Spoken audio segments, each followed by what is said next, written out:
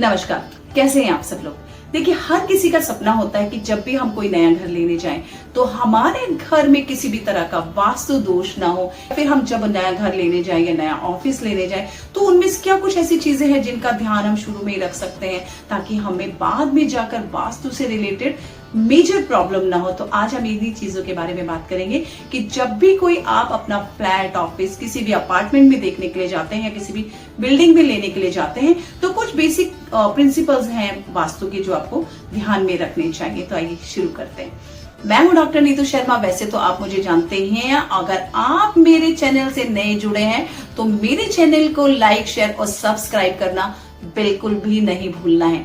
तो जानते हैं हमें किन बेसिक चीजों का ध्यान रखना चाहिए जब भी हम कोई फ्लैट, घर या फिर ऑफिस लेने के लिए जाते हैं। देखिए, वास्तु कंप्लाइंट घर के जो गुण या धर्म होते हैं उनको हम सबसे पहले अपनी दिशाओं से जानने की कोशिश करेंगे। देखिए, घर की जो दिशाएं हैं या फिर उनके कमरों का जो हम निर्माण करते हैं उनका वास्तुशास्त्र में बहुत ही ज्यादा महत्व है। तो जब भी आप कोई ऑफिस या घर खरीद रहे हैं तो उसकी एंट्री किस डायरेक्शन में है, क्या वो आपके होरोस्कोप के हिसाब से है, वो आपको अवश्य चेक करनी चाहिए। क्योंकि जब हम एस्ट्रो वास्तु की बात करते हैं तो उनमें हमें जन्म पत्रिका यानी कि अपने बर्थ चार्ट के अकॉर्डिंग ही अपने घर की एंट्री लेनी चाहिए।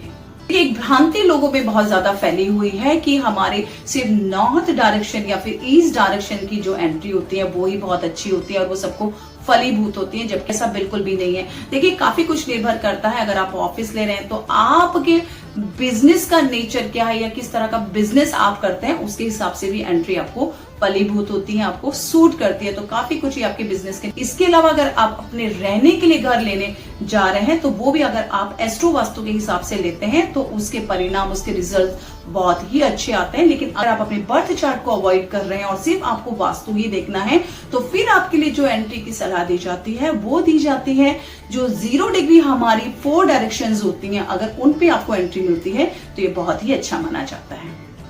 किस बात का आपको ध्यान रखना है कि जब भी आप कोई फ्लैट या ऑफिस लेके जाएं तो उसकी शेप क्या है या उसका आकार क्या है, इसके बारे में भी वास्तुशास्त्र बहुत विस्तार से वर्णन करता है कि किस शेप के, किस आकार के हमें जो प्लॉट होते हैं या फिर जो हम भूमि लेने जाते हैं, घर लेने जाते हैं, ऑफिस लेने जाते हैं, उनका हमारे बिजनेस पर, हमारी पर्सनल लाइफ पर और हमारी हेल्थ पर बहुत ही ज्यादा प्रभाव पड़ता है। तो वो भी आपको ध्यान रखना है। इसमें अगर बात करें कि किस तरह की शेप सबसे अच्छी मानी जाती है तो उसमें अगर आप स्क्वायर और रेक्टेंगल शेप लेते हैं तो वो हर तरीके से सब किसी को सूट होती है। लेकिन अगर उस तरह की शेप वाली भूमि या जो भी आप फ्लैट या ऑफिस ले रहे हैं आपको नहीं मिल पाती है तो फिर आप दूसरी अनइवन शेप अगर आपको मिल रही है तो वो भी आप ले सकते हैं, बशर्ते आप जब भी उसका वास्तु कराएं तो उस स्थान का, उस ऑफिस का ग्रिडिंग करा के ही आपको वास्तु कराना है। क्योंकि ग्रिडिंग से आपकी जो भी 32 एंट्रेंस हैं, आपकी डायरेक्शंस हैं, उन दिशाओं का आपको ज्ञान हो जाता है। अपने घर और ऑफिस के पंच महाभूतों की डायरेक्शंस का पता चल जाता है। तो इस बात को भी हमेशा अपने ध्यान में रखना है।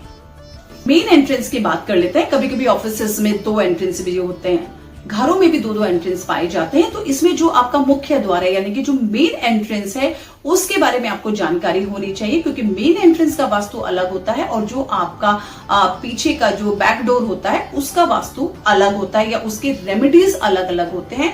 तो जब भी आप अपना ऑफिस या घर ले तो इसमें आपका 1 मेन डोर है या 2 मेन डोर है, उस हिसाब से ही आपको अपना वास्तु करना है। अब बात करते हैं, अगर आप घर ले रहे हैं तो आपके कमरे किस तरह से होने चाहिए, परिवार के किस सदस्य को किस दिशा में सोना चाहिए या उसका बेडरूम किस दिशा में होना चाहिए। देखिए, घर का जो मुखिया होता है उसे हमेशा घर के साउथ वेस्ट डायरेक्शन में सोने की सलाह दी जाती है। इसके अलावा अगर आपके घर में सीनियर सिटीजन है, आपके पेरेंट्स है, ग्रैंड पेरेंट्स हैं, तो उनको अगर आप नॉर्थ ईस्ट डायरेक्शन में उनका रूम देते हैं तो ये भी बहुत अच्छा माना जाता है। इसके अलावा जो आपके बच्चे हैं, घर में छोटे बच्चे जो पढ़ाई कर रहे हैं, उनको वेस्ट डायरेक्शन का बेडरूम बहुत अच्छा माना जाता है। अब बात कर लेते हैं रंगों की। देखिए, रंगों का चयन करते हुए भी बहुत सावधानी बरतनी चाहिए। जब भी आप अपने घरों में कलर कराते हैं, पेंट कराते हैं तो वो भी आपके डायरेक्शन के हिसाब से होने चाहिए। देखिए, अगर आप नॉर्थ डायरेक्शन की बात करें तो वहां पर आप ब्लू कलर यानी कि नीले रंग का प्रयोग करें। वहीं अगर ईस्ट डायरेक्शन की बात करते हैं, पूर्व दिशा की, तो हरे रंगों का प्रयोग कर सकते हैं।